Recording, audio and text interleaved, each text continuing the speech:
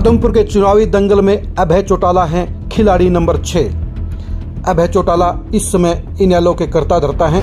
कहने को तो पार्टी सुप्रीमो ओम प्रकाश चौटाला हैं, लेकिन ये सभी जानते हैं कि इनेलो के मालिक, इनेलो के ठेकेदार, इनेलो के कर्ता धर्ता, इनेलो के कमांडर अब अभय चौटाला हैं। अभय चौटाला परिवार में हुए सियासी विभाजन के बाद इनेलो के कर्ता धर्ता बन चुके हैं। उनकी अगुवाई में इनेलो को बड़े झटके सहन करने पड़े हैं। अभय चौटाला ने अपनी तरफ से इनेलो को मजबूत करने की तमाम कोशिशें की हैं, लेकिन लगातार उनकी अगुवाई में इनेलो मजबूत होने की बजाय कमज़ोर होती चली गई है। उनकी छवि के कारण इनेलो के साथ रहे मजबूत कैडर ने उनकी बजाय दुष्यंत चौटाला को अपना नेता चुना और जेजेपी चंद ही महीनों में सत्ता की भागीदारी बन गई। वहीं दूसरी तरफ इनेलो के लिए 19 विधायकों की जगह सिर्फ एक विधायक खुद अभय चौटाला रह गए।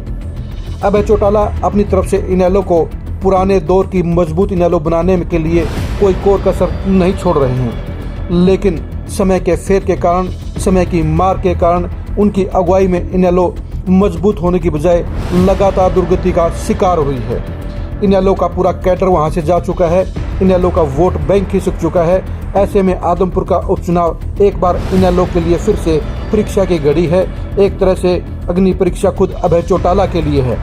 इसलिए अभय चौटाला आदमपुर उपचुनाव में पूरी कोशिश कर रहे हैं कि किसी तरह से जेजेपी में गए वोट बैंक को वापस ला सकें, वोटरों को दोबारा इनेलो के साथ लामबद्ध कर सकें। इनेलो को मजबूत पोजीशन में पहुंचाने के लिए ही अभय चौटाला ने कांग्रेस से बागी हुए कोडाराम नंबरदार को आदमपुर उपचुनाव में टिकट दी है।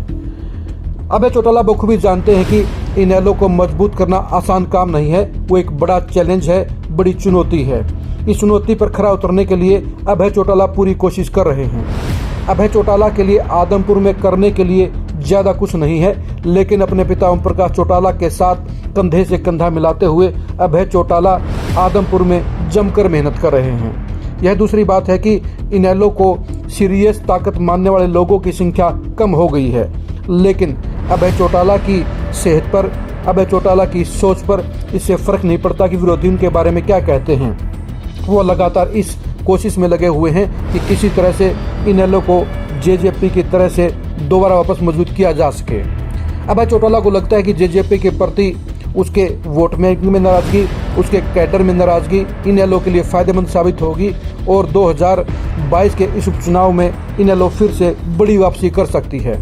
इसलिए अभय चौटाला अपने पूरे कैडर के साथ इनेलो को मजबूती देने के लिए आदमपुर के चुनावी दंगल में जमे हुए हैं। अभय चौटाला ने पिछले 3 साल में अपने अंदर काफ़ी बदलाव भी किए हैं।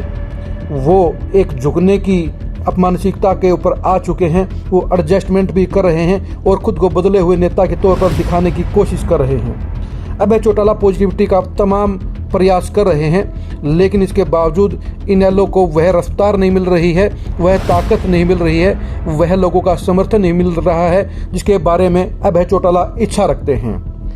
अभय चौटाला विरोधियों की चुनौतियों को लगातार स्वीकार कर रहे हैं और अपनी तरफ से इनेलो को मजबूत करने में कोई कोर कसर नहीं छोड़ रहे हैं। उनको जन समर्थन ज़्यादा संख्या में मिलने की आदमपुर से उम्मीद है और इसीलिए वे आदमपुर में कोई कोर कसर नहीं छोड़ रहे हैं। आदमपुर के चुनावी दंगल में अभय चौटाला खिलाड़ी नंबर 6 के तौर पर सबकी निगाह में हैं। अभय चौटाला की परफॉर्मेंस के बारे में सभी इंतजार कर रहे हैं। अब देखना यह है कि आदमपुर के चुनावी दंगल में यह खिलाड़ी नंबर 6 कुछ कारनामा कर दिखाता है या फिर से फ्लॉप रहता है।